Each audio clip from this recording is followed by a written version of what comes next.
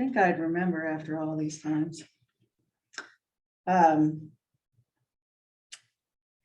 Okay, so do not forget there was a discussion board to try to help you focus on your topic and then focus on finding sources.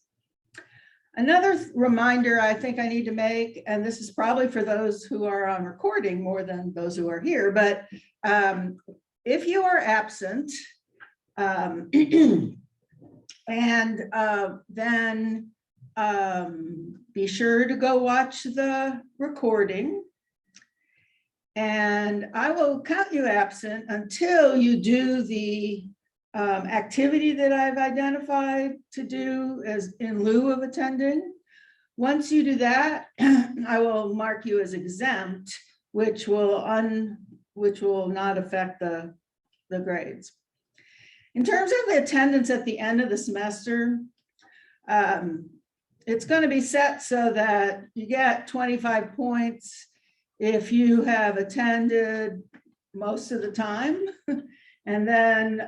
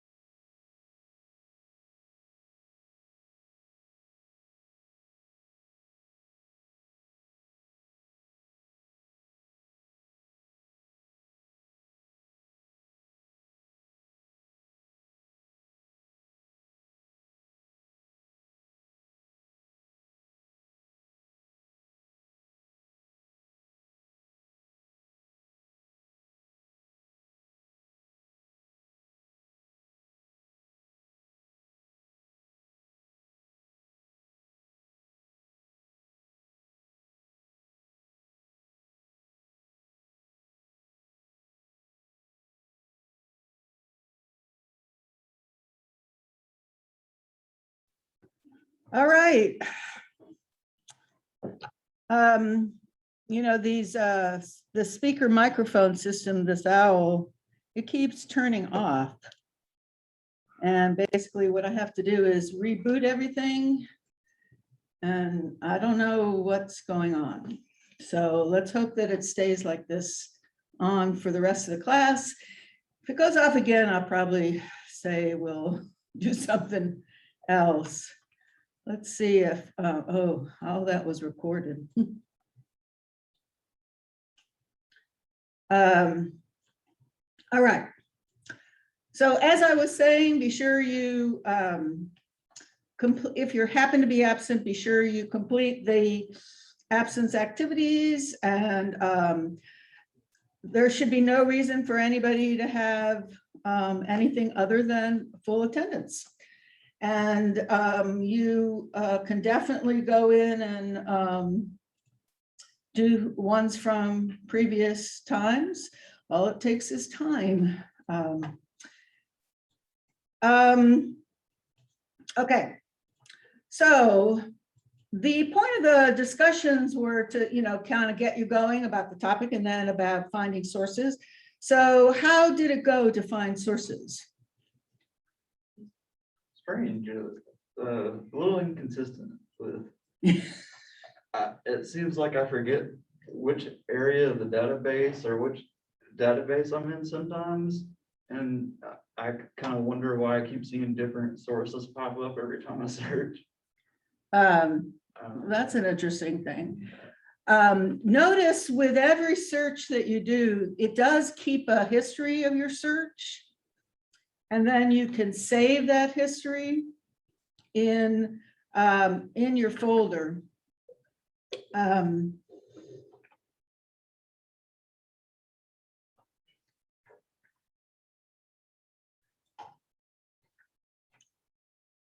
guess I still don't really completely understand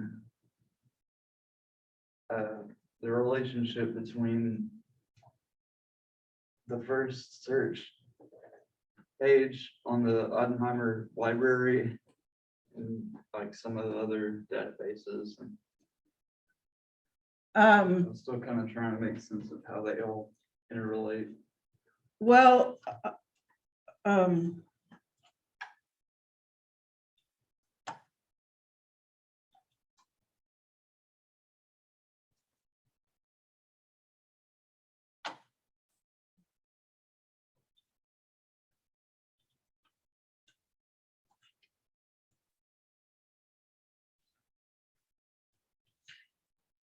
so one of the things I find, I'm not sure if this is what you're talking about, Alex, but this search right here, the very first box, is this what you're talking about?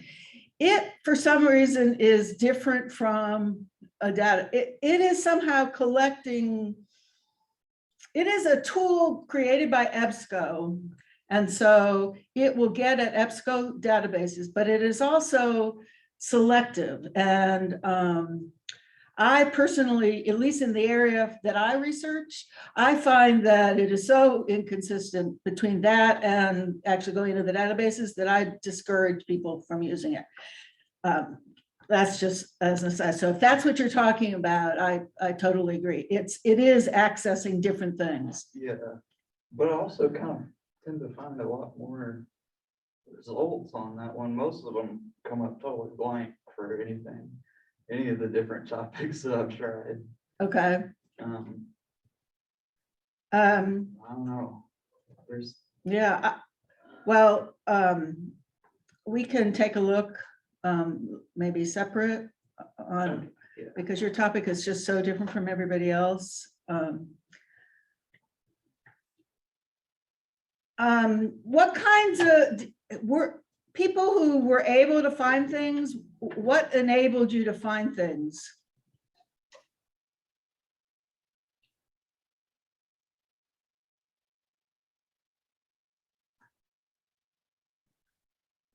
How were you successful? The shorter topic, The shorter topic? yeah, shorter sentence a search term. Yeah. So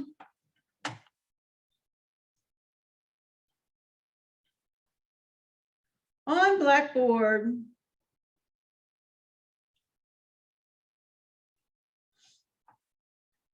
I just want to make sure you've seen all these things. So this is a really good explanation of how to do term searches, quick tips and shortcuts. This video is one I did, and it is an example of using the databases. And it is, how long?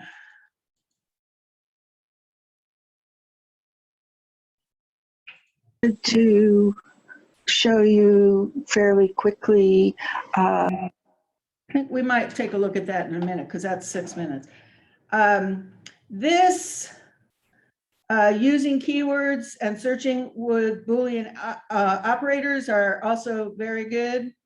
Then as you go down to the next thing here, I did a tutorial last year, and this is a longer one. It's like 40 minutes that I did on using the databases, and I did it on delayed cord cutting was one, and the topic of racism and nursing, which were topics that students had. And the basic point behind all these searches is you need to go back and forth between sort of broad terms and narrow terms, and broad terms and narrow terms. So I think we'll take a look at this.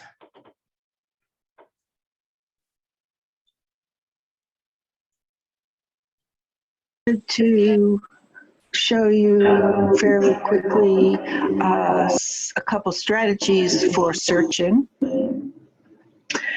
for material in the academic databases. So I'm going to start by selecting databases, and then this.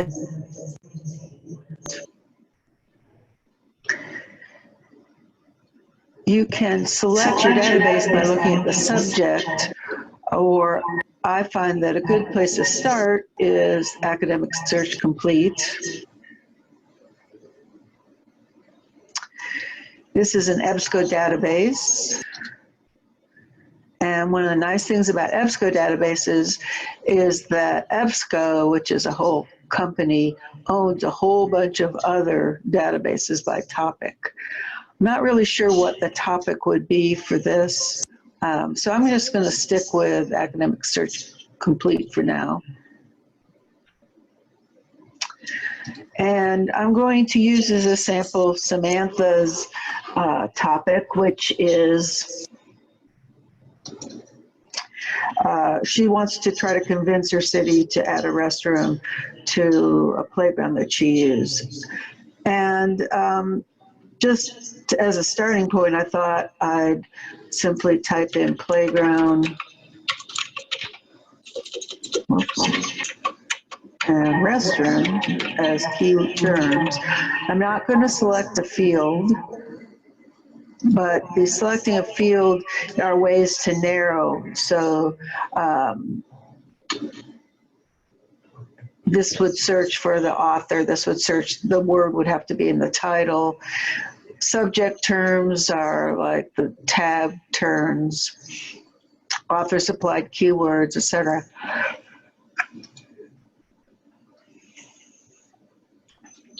And you find, and we got 6 items. And we want to narrow it to scholarly peer reviewed. And we end up with 1. But so that may be fine. Let's see what this article is about.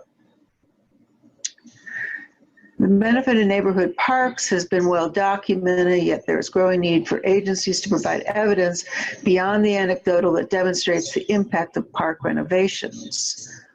So this idea of having a restroom in this park, it would be a renovation, and so maybe this would be something that would be relevant.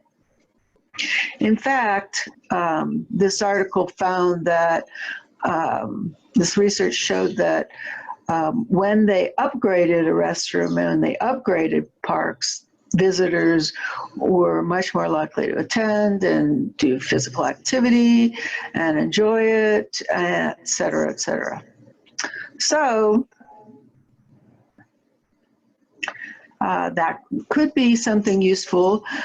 Basically, the idea is that some kind of capital improvement to the park will improve use of it. And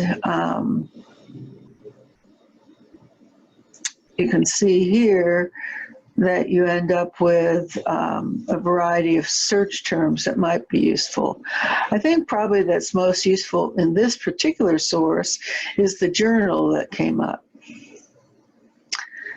And you can see here that when you click on the name of the journal, you get a whole bunch of information about the journal. You could actually browse through the journal just like you would with journal volumes up on a shelf in the library. But you could also, excuse me, search within this publication.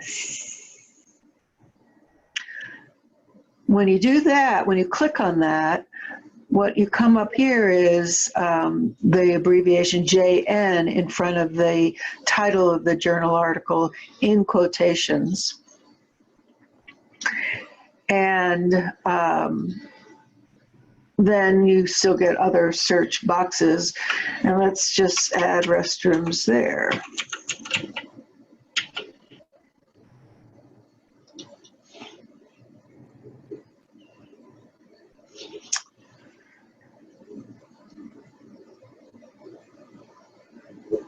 We have the same article as before, Beyond the Ribbon Cutting, because of course that was in that article. And you also have this one, Examining the Relationship Between Proximal Park Features. That's sort of the additional things that are in features and residents' physical activity.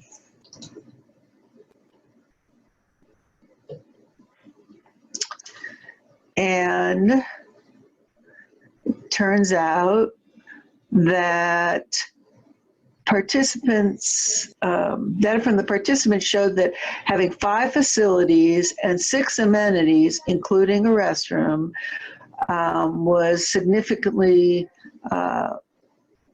correlated to an increased likelihood of people using the parks for physical activity. So again, this could be a really good source for demonstrating the value of adding restrooms, in this case specifically restrooms, to a park.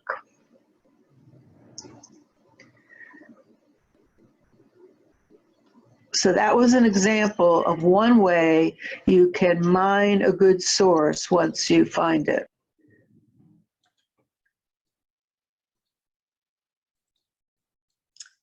So the point of that little video is to show you about this idea that I call mining.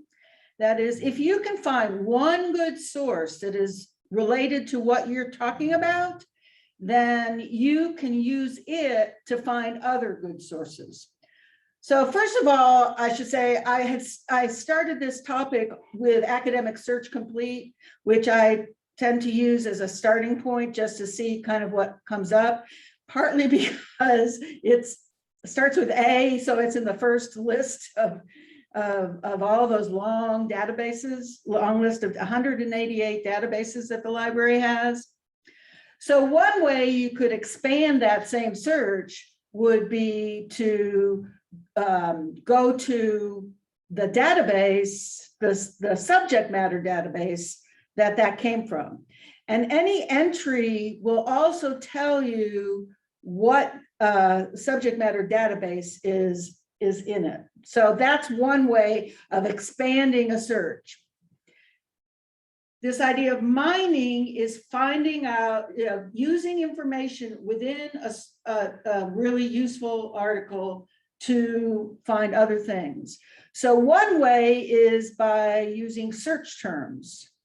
So if you look at an article that's really relevant, you could look at, see what the subject matter terms are. The first one that I came up with had subject terms that I would never have thought of. And so you would just click on those things and then you do a new search. Another way is what I showed you right there, which is that you can search within a journal. So the topic was, this was a different assignment that I'd given students of making a proposal to do something. And the student was proposing to add, she was going to write a proposal to her city to add restrooms to some city park. And so we're trying to find arguments to support that having a restroom is worth the investment. And so if you find that there's a journal called Parks and Recreation, which I didn't know there was, and you know, she probably didn't know there was, you click on that article and then you search within, I'm sorry, you search on the journal title and then you search within it. So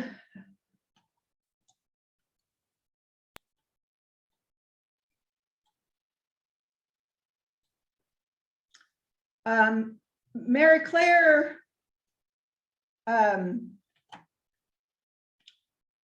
by the way, on that little video, that was 2018, the way that the library homepage was set up was a little bit different.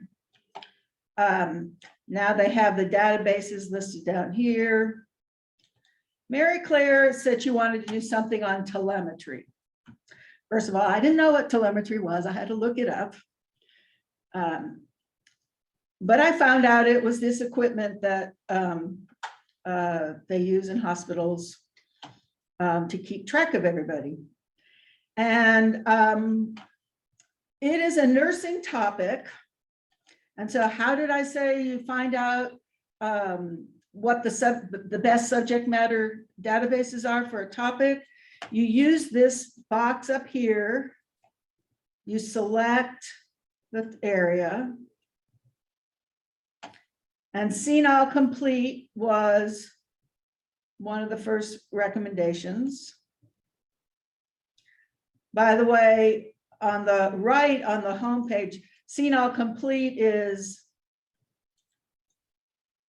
one of their recommendations. Once you select a database, then you will be asked to put in your special term, your passwords and everything. So I'm not sure what CNOL stands for, but I assume that the N in there stands somehow for nursing.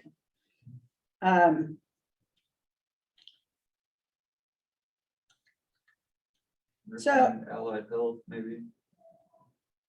yes, I think you're right.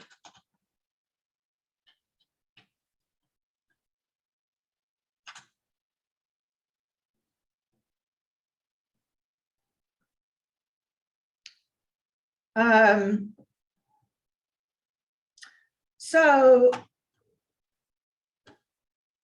this is pretty amazing, actually, because there was an article that was published in November of 21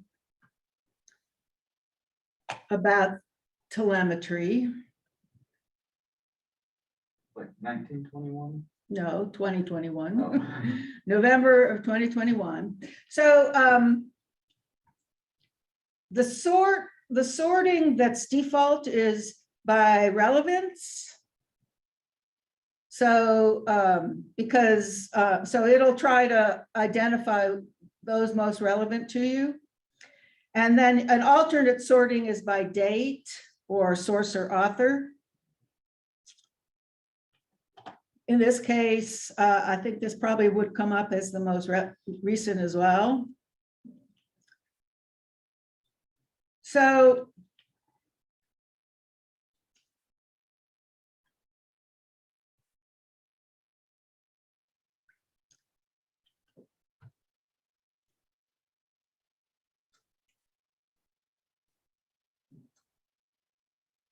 All right. Background CT prolongation increases the risk of ventricular. So one of the things on a telemetry stand is, keeping track of the EKG. The gold standard for QT measurement is electrocardiography. Automated measurement of connected QT by cardiac telemetry has been developed, but this method has not been compared with electrocardiography in critically ill patients. Objective: to compare the diagnostic performance of QTc values obtained with cardiac telemetry versus electrocardiography. And then they did these methods. So it turns out they're not sure whether or not the telemetry stand of EKG and the regular full EKG are equivalent. So you find, so if this article identifies an issue that is out there that is worth exploring. Now, maybe that's not what you want to do. I mean, I'm not sure what issue with that Mary Claire was interested in, but it shows you that there actually is an issue.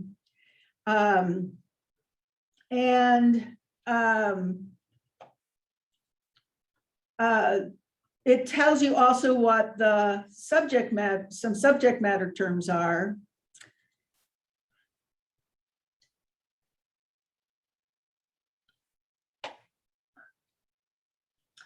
Video results. And you notice here, these are the relevant topics, but they're also really recent. Measuring the bioelectric parameters of a person using biotelemetry system for healthcare monitoring. And you look at the abstract, biotelemetry is a method for measuring a person's bioelectric parameters and a physiological parameter from a distance. It's like an updation, this is written by a non-English speaker, of existing methods of measuring physiological parameters and bioelectric parameters to a method of transmission of resulting data. This will help the consulting doctor for making a better diagnosis. So this one is more just informative rather than identifying a research problem. Somebody needs to turn off their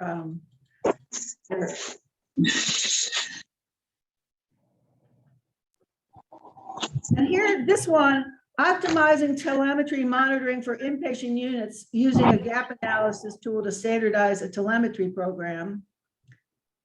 The American Heart Association recently updated guidelines for continuous telemetry monitoring in the hospital setting. Organizational practices within our institution did not align with these guidelines, leading to inefficiencies and gaps in patient care. So a gap analysis was undertaken to assess the current state of the telemetry program to match the standards. So just by looking at these, two of these top 3 articles, you see that there are issues related to telemetry that they're dealing with. And it's apparently a hot issue because they're publishing these things now in 2021. And so what she could do is take these articles and use them as a starting point for narrowing her topic. So remember, there was a video about how it's not a linear process where you come up with an idea and you go get research and then you write it up. It's rather a cyclical process where you come up with an idea, you see what kind of resource that helps you narrow it, so you do more research in your narrow area. So a possible topic would be, the issues of cardiac telemetry and how to, and how different institutions are resolving them. Or maybe since the American Heart Association recently updated their telemetry standards, try to identify what those new standards are and, how to make sure that any organization has them.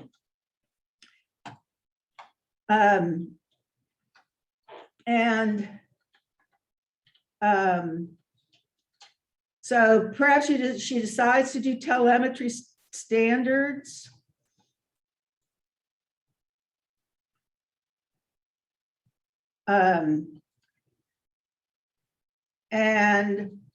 Changes that to be her new search term. Just let's see what happens if she just does the standards. We end up with 21.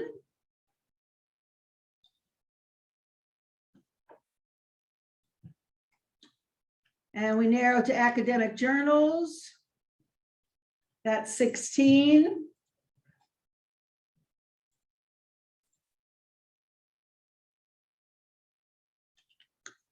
And maybe we could even we want to make it sure it's references available, make sure it's in English, make sure it's peer reviewed.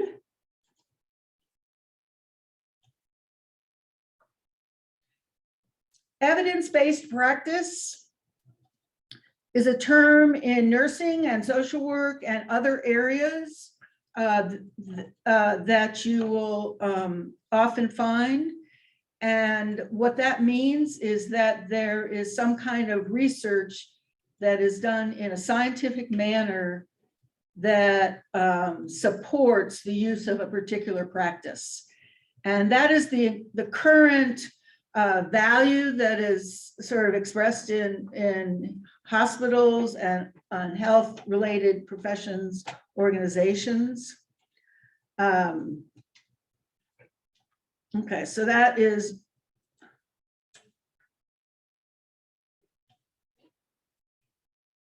we narrowed it too much.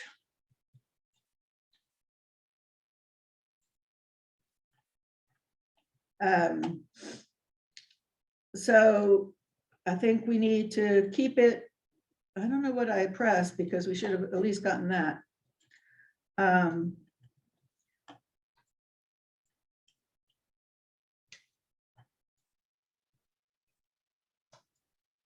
And so some of these are the home-based telemetry.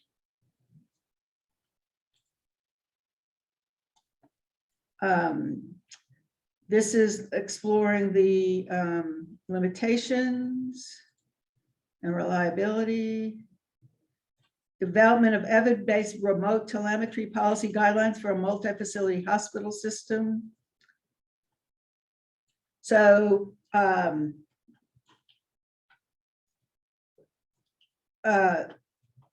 depending on what she wants to do, she's got a lot of reasonable sources in here.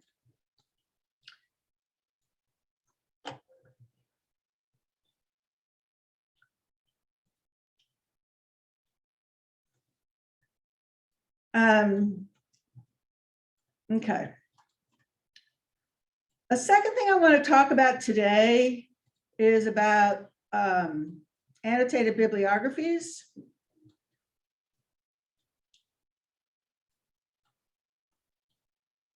And first of all, this first one provides an example of what an annotated bibliography entry looks like. So an annotated bibliography will have multiple sources and each one will look like this. There will be a citation.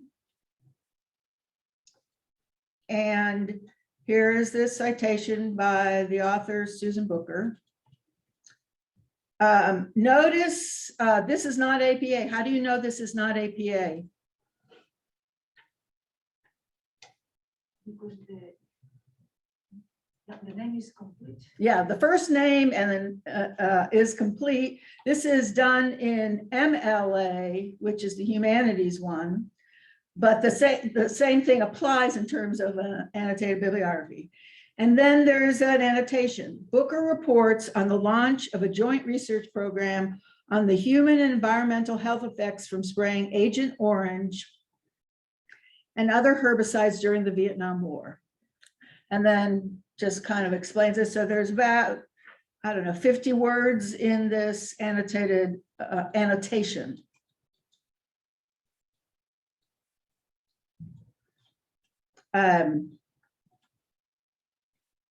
This COM website is extremely, I think it's a very clear setup of what an annotated bibliography is.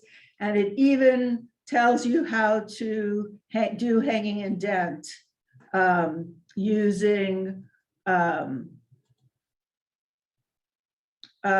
Google Docs, actually.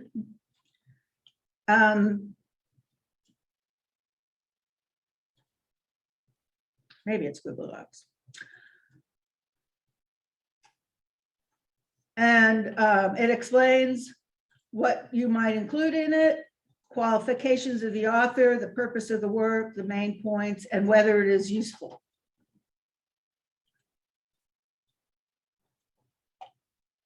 Wait, why would you put it in your annotated bibliography if it wasn't useful?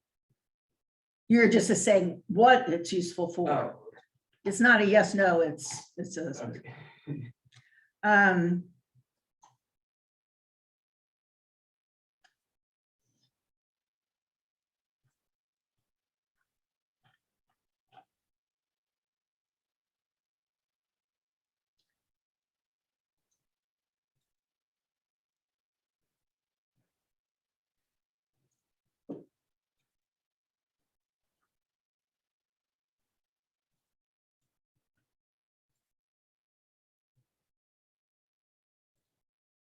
Warning! This tutorial could contain any of the following. May not be suitable for lower primates, circus folk, or cephalopods. So, just what the heck is an annotated bibliography? Let's break it down. Bibliography is Greek for book writing, which is a very funny way of describing a list made up of books. Annotate is Latin for to add notes to, which isn't really funny at all. To put it back together, annotated bibliographies are lists of books with notes. Nowadays, bibliographies can contain things other than just books, such as articles, or anything else that contains information. Annotated bibliographies consist of three major parts: a citation, a summary, and an annotation. The citation occupies 1 or 2 lines and conforms to whatever style your teacher assigns.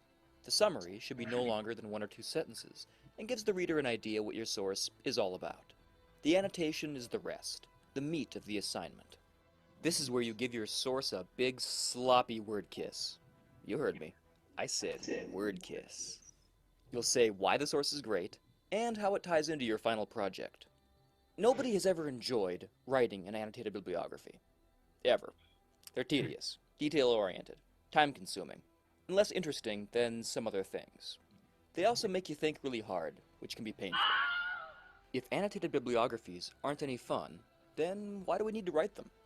I'm glad I asked. For the same reason everybody else has ever had to write one. Because your teacher said so, and you want to get a good grade. Your teacher is making you do this because writing an annotated bibliography forces you to do your research early.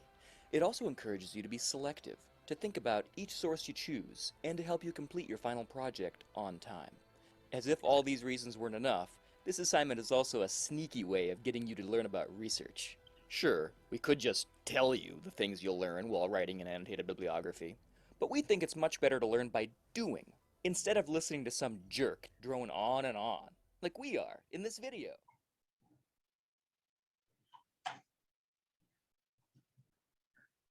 Colorful character. Yeah. So hopefully, how do I get this out of here? There we go. So hopefully, the sort of cuteness of a video like that will Warning. help, This tutorial could contain any of the following. but it's not May worth not the be suitable second, for lower. but it's not worth a second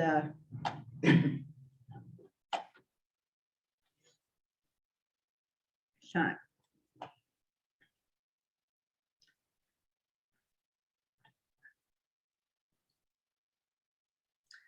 So next class, we'll talk about actually reading these articles and doing the annotation.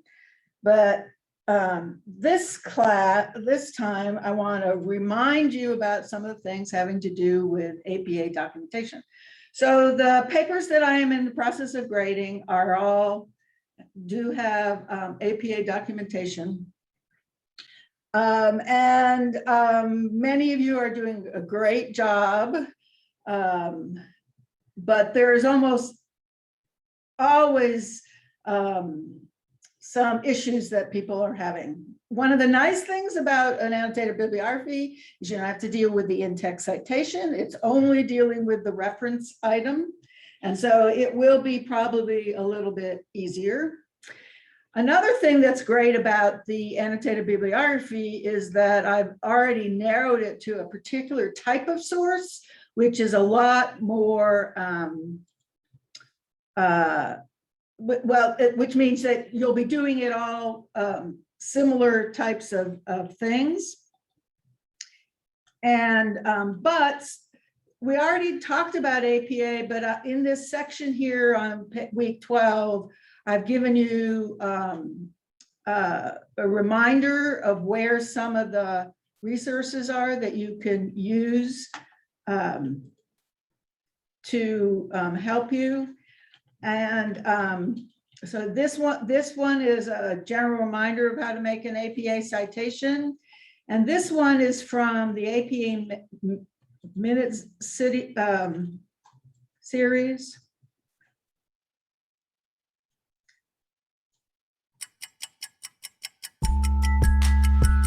And I really like this series. So one of the things that if you're looking for more APA information, you can go to this Humber Libraries site and see the other APA minutes videos they have. This is if you learn, especially if you find watching a video as useful.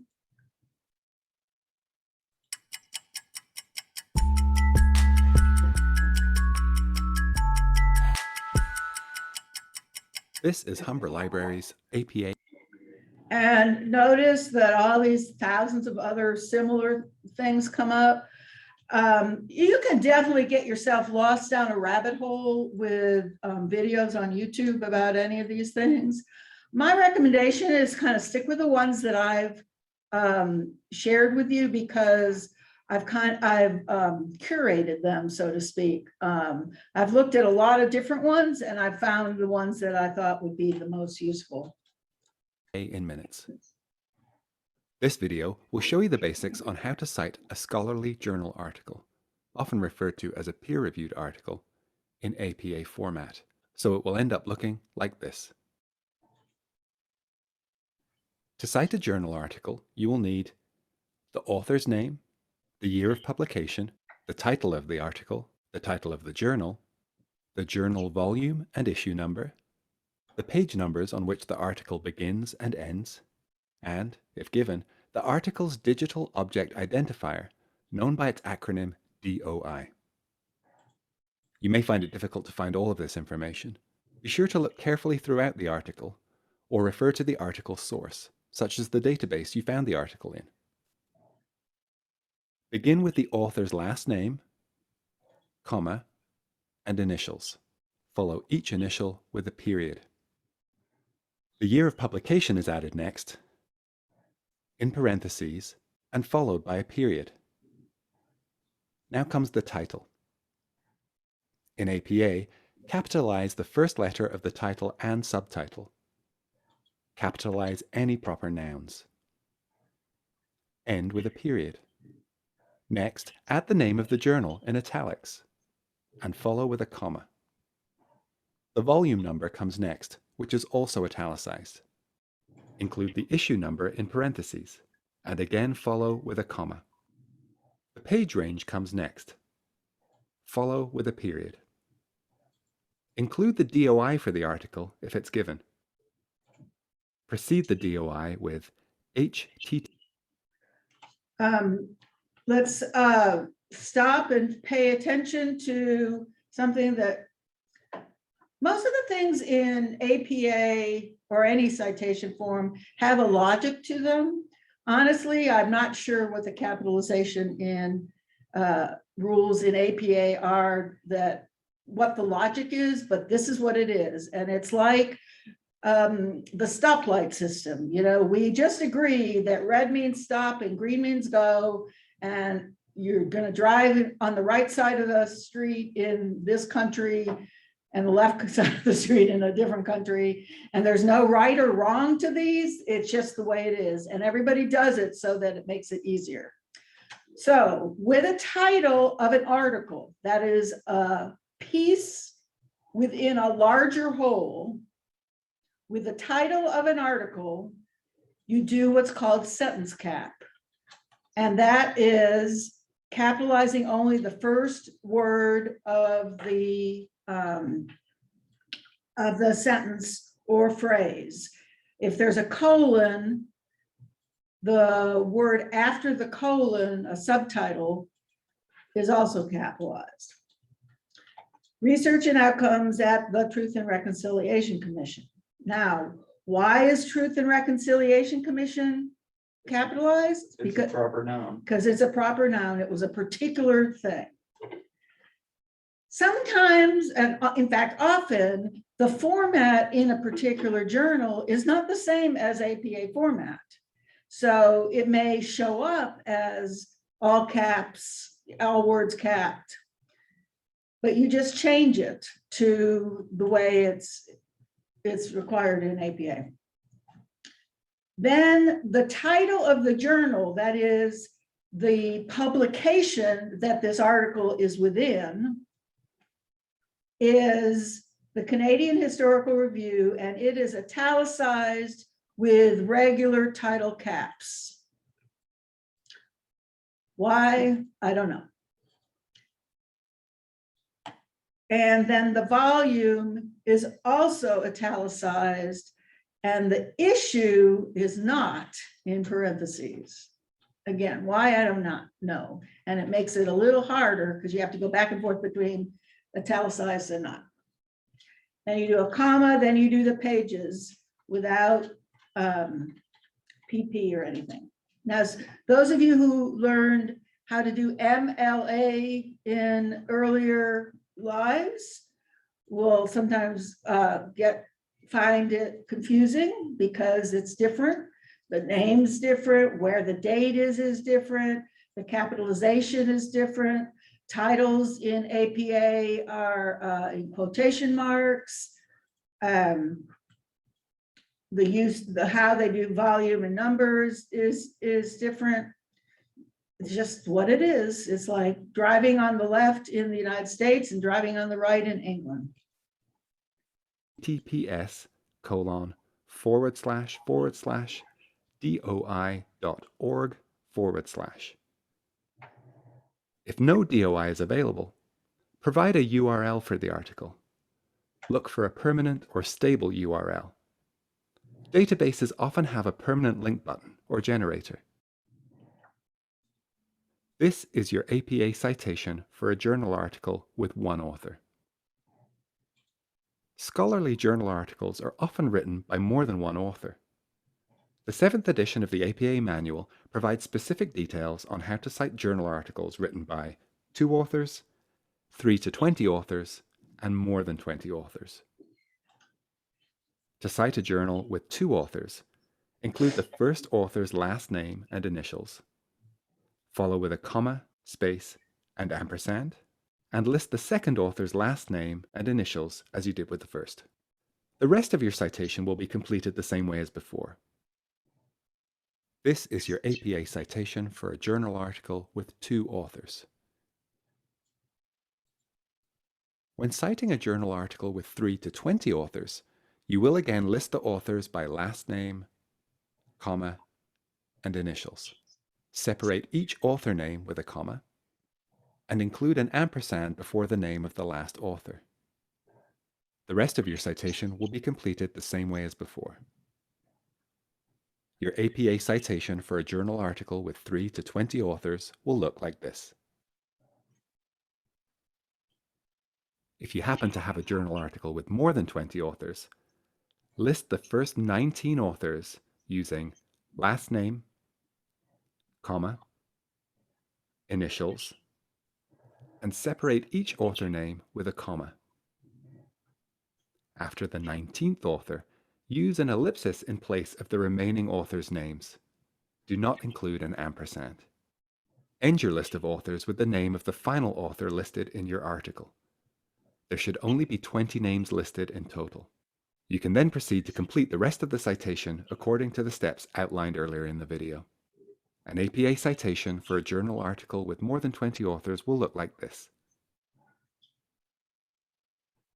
For an So some of you may have learned MLA, and MLA doesn't do it that way. They don't list all the authors. After 3, it's just et al. So, and I think this listing all 20 of them is one of the changes from APA 6 as well. Oh, okay, yeah, because I thought that was part of APA also, that they Yeah. didn't do that, but Well, I think that the thing is, they wanted people to get their credit, you know, be able to be listed, even if they weren't the first author. This is why getting to be the first author in a research article is a big deal. And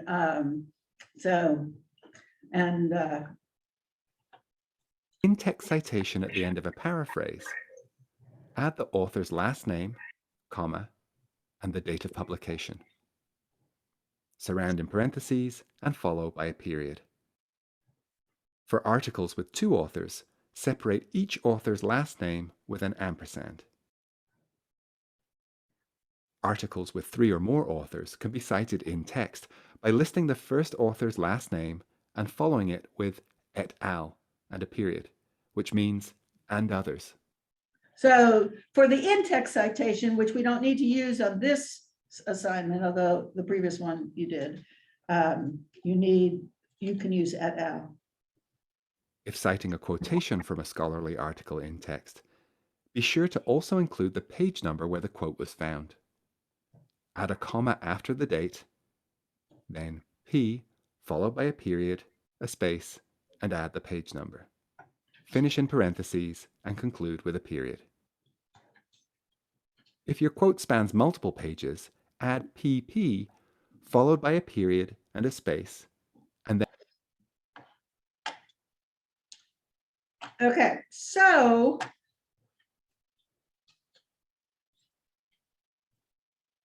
if, on the other hand, you have gotten an article from a database,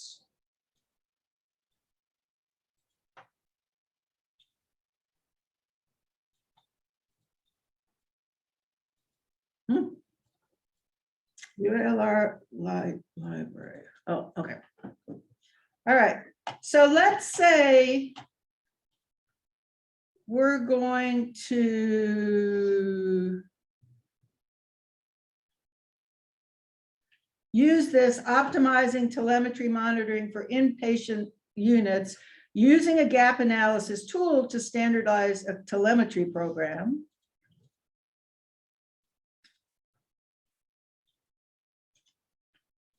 On the right of an EBSCO database entry, you will see a variety of tools. One of those tools is citing.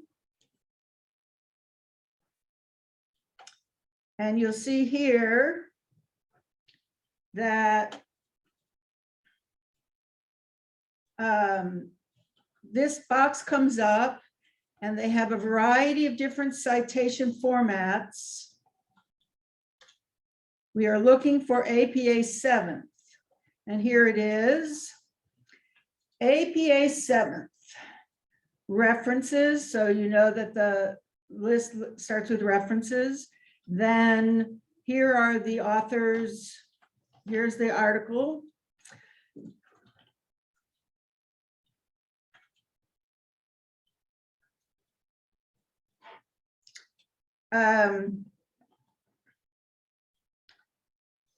And whoops. Okay.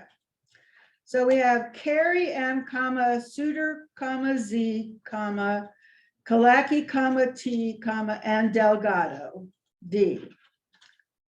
So is that part of the entry correct?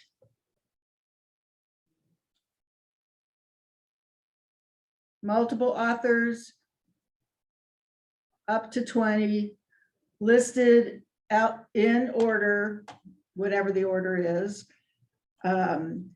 with the last one being and Delgado. So that's correct. Then the next thing is correct, 2021. Then the next thing is the title, optimizing telemetry monitoring for inpatient units using a gap analysis tool to standardize a telemetry program. It's not in sentence case. It's not in sentence cap. So you will need to change that. Canadian Journal of Cardiovascular Nursing 31.1, that is correct. It's in regular title cap. And then and it's in italics, volumes 1321. And this is what you do.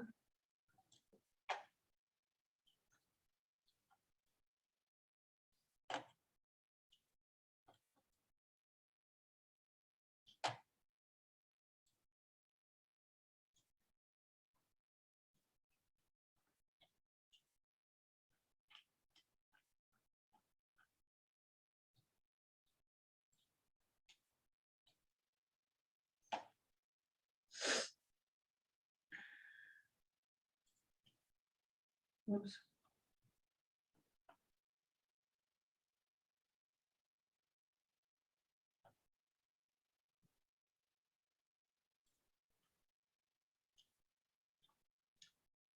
So you take your entry from the database, and this is what you end up with. It ends up copying it exactly like in there, which you don't want to happen. So first thing you do is you go into format and you clear formatting.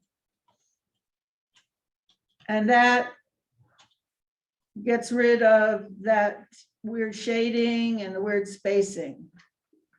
So you can do your own formatting. And what do we need to change? We need to change the titles.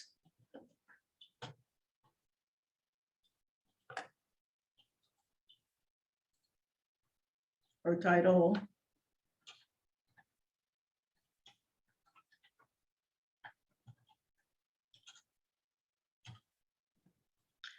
And after a colon, it's like starting a new sentence. So it starts with a capital letter.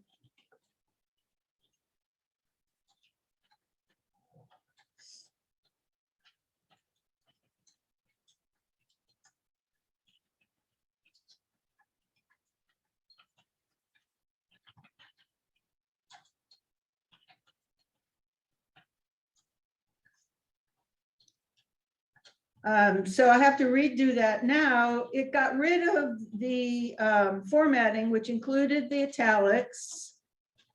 So we're going to italicize that and go up to here, select italics. Now there's one more thing we need to do for the formatting. What's that? Oh, well, they didn't give it, so I guess we're not going to use it. Well, let's see, did they give it?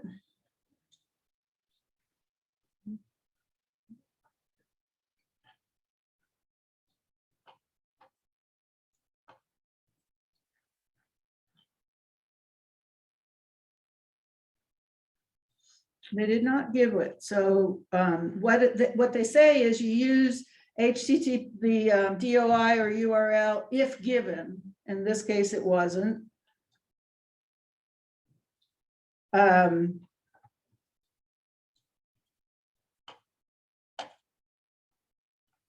What else do we need to do? Indent. Yes, hanging indent. Let's make this bigger. How do we do hanging indent in, whoops, I guess I should make it so big.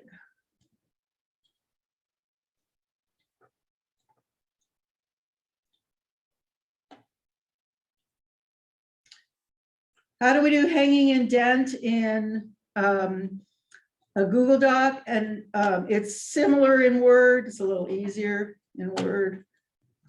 But you select the entire paragraph, and really what you can do is, you know, if you have a list of references, you can select it all at the end. With an annotated bibliography, you may not want to, but you select the paragraph. You go to format, because this is a formatting issue. You go to align and indent, because it's an indenting issue. And you go to indentation options. And it's a special indent called hanging indent. And it will magically change it all to hanging indent. You do not want to do this manually, because every time you make a change, your spacing will get wrecked. Also, if you do any kind of change of platform, say from Word to Google or back and forth, they won't, you know, like chances are you're going to lose your spacing. So the databases are really helpful because they provide you these sites, but you can't completely rely on the database or any other citation creator, because for some reason there are always errors. And I think that's simply because they haven't programmed their computer to do it in the correct way. And, you know, in other words, there is still human error, even though it is a computer process. And so you have to know what the correct way is so that you can go in and correct.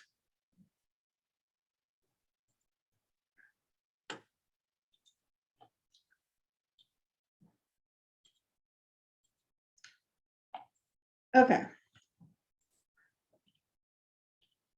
So by this, I guess maybe go back to here.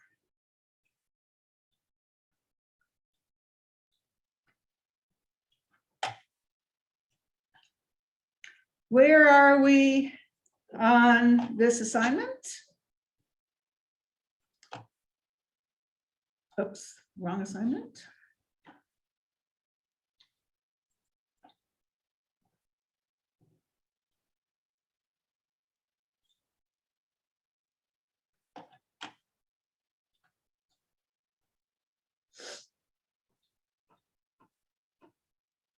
So by today, you should have started researching and post at least one entry to the discussion board. My recommendation is by Thursday's class, you have selected all your articles that you want to use, so you can start figuring out what to do in the annotation, which is what we're going to focus on there. If you still are having trouble, contact me individually, and I'll try to help you find things. But keep in mind, I don't know very much about these various topics. It's you that has to decide what your topic is, you know, what's interesting to you, what's important to you that you're working on.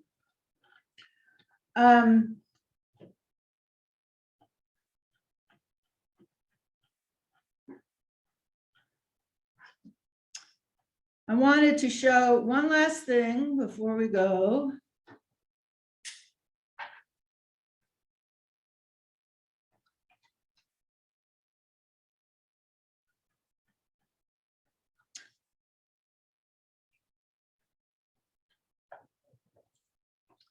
So I am writing one of these myself. And right now this is hidden from you, but this is the direction of where you're going. This is the end point. So here is a list of references. I guess I should make it bigger.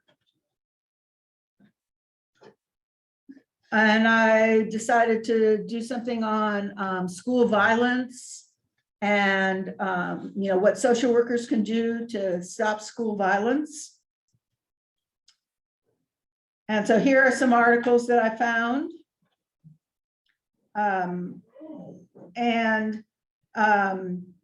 Then here is the start on the annotated bibliography. So my first article, here's my annotation, my citation, and then the annotation under it. And I will open this page up for next week or next class probably. And then here is an infographic I started.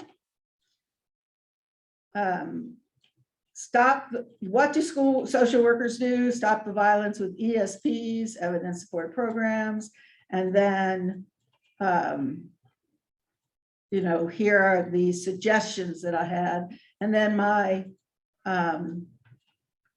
infographic will actually have those sources that I use. Whenever, like both Canva and Blackboard do not let you do hanging indent, so you can't always do it. All right. So just wanted to let you know what the end point is for this project.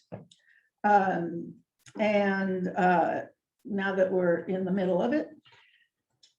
Any questions?